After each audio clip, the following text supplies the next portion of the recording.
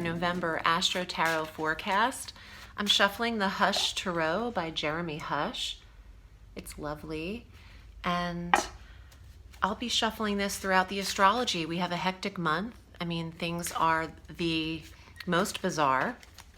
And thank you for choosing me here. Thanks for subscribing to this channel. I appreciate your support. We have Mercury going direct on November 3rd, and that's coinciding with our election day in the States. So this will be one of our longest voting counts we've ever had. It could be a little haywire in that week, determining the winner of this election. But on November 3rd, Mercury goes direct at 25 degrees of Libra in your 12th sector, a very quiet, internal, mental, dream sector, the sector of intuition. And then on the 10th, Mercury enters Scorpio. So you have a week with him in your intuitive sector, which could be wonderful for your dream activity and your downloads in life. But then he's very much available in the first house, the informative planet, interviewing, pitching, writing, your clients, meetings, everything is coming off of you effortlessly as far as explaining yourself, your verbal communication, how people understand you. I'm getting a message about reporting back into the work life. I know a lot of people have transitioned into working from home. There is something to this where you have the option to be more front and center. You could be going back into society. Are we feral though at this point? I mean, are we able to just go back into society, or do we have to pass a course first? Humor aside, you could be going back in and it feels a little bit like you forgot how to do that. You know, it's not necessarily like riding a bike. So there's like a touch and go experience in the first half of the month. On the 12th, Jupiter and Pluto form an exact conjunction at 22 degrees of Capricorn in your third house of clients and communications. And the sibling sector, it's also the neighborhood sector, the local travel, how you communicate with others. This conjunction suggests a change and a new way of doing things. Some of your sibling relationships have a boundary that is created now, or there is a limitation. It could have to do with masks and protecting oneself. It's going to apply very differently, but Jupiter is an expansion and Pluto is change of direction and a regeneration, a rebirth.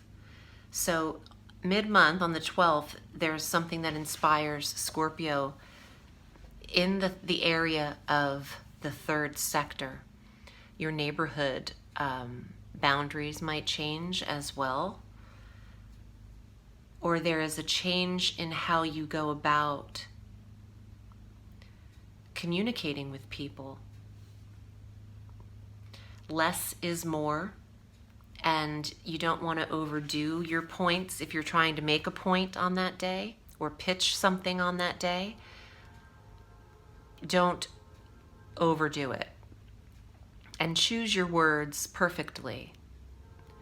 On the 13th, Mars goes direct at 15 degrees of Aries, and Mars will be direct through 2020 in your 6th house of health and wellness and maintenance. And this is a beautiful place for the action planet, the energy planet, to be and to make up for some lost time in this area.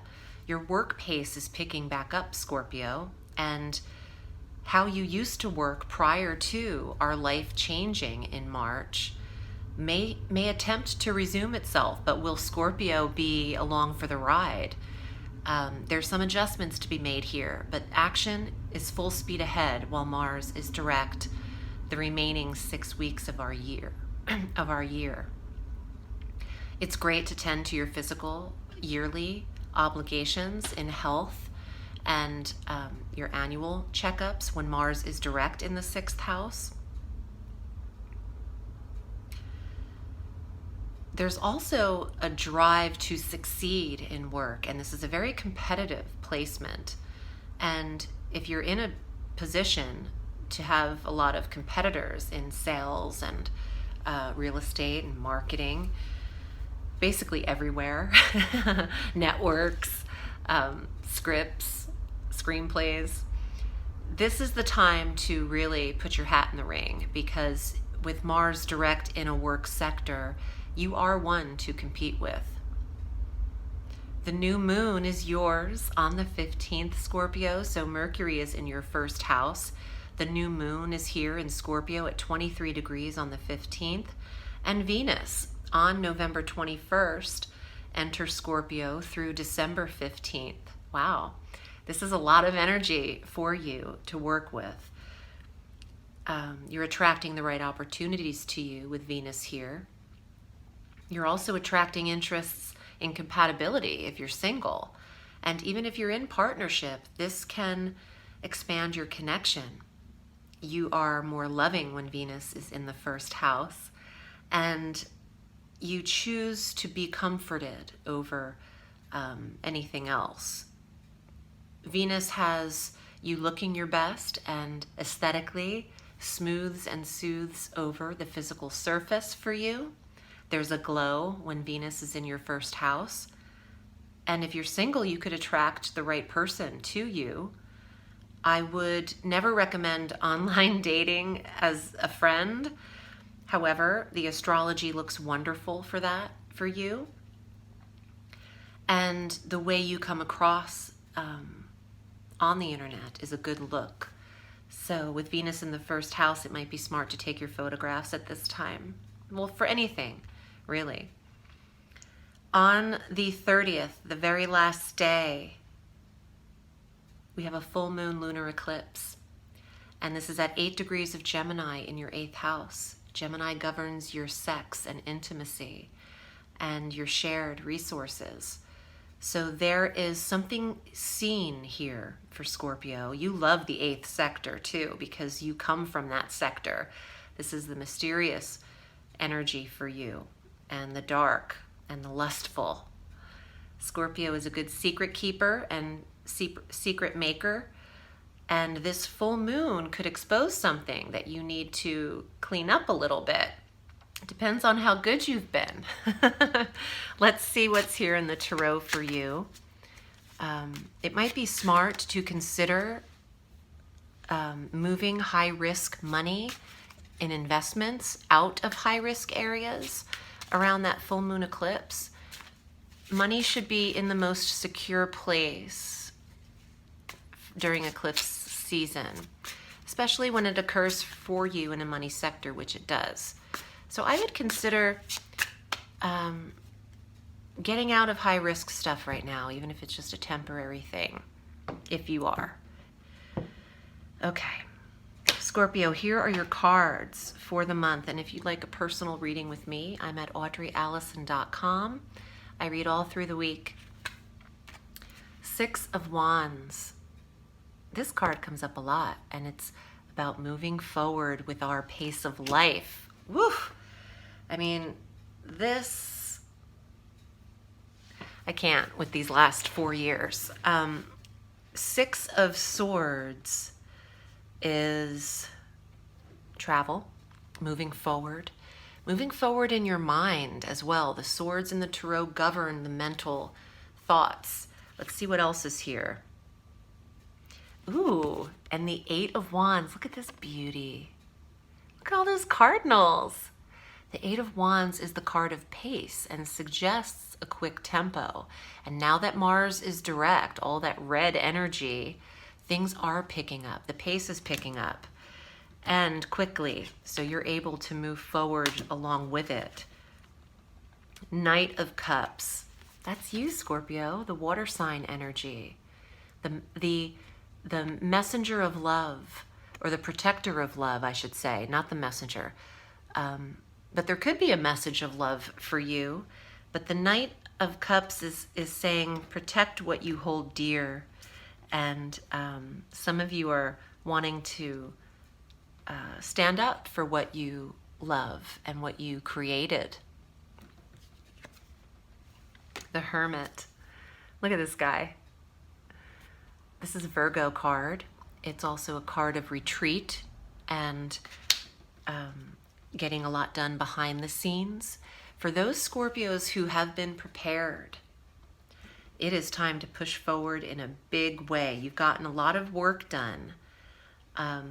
This tells me as well, the Seven of Swords, to protect what you've created.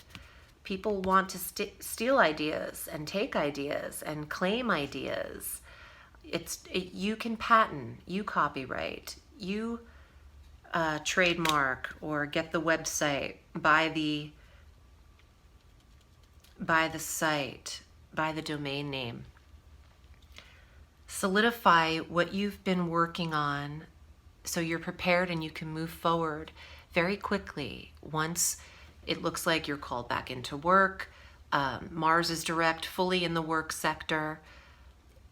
The first house is lit up with new moon energy. This is your full year to list your intentions, your goals for the year. You have one more card. The Nine of Swords. The only thing keeping you in anxiety is your mind. I learned something, and I'm going to share it with you. I just was inspired to. When attempting to meditate, I'm not a pro. I could basically sit still cross-legged for like 2 minutes, but here's what I'm doing, and I think it might help you when it comes to anxiety. It is not about a mantra. It's not about the mantra you're telling yourself over and over again while you breathe. It's literally about clearing out any thought when you're breathing and just concentrating on your breath. So when you're breathing in,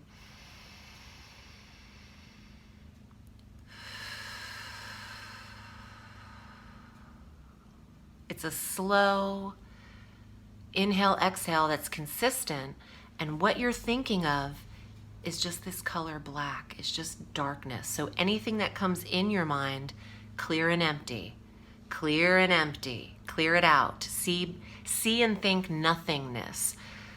That's meditation.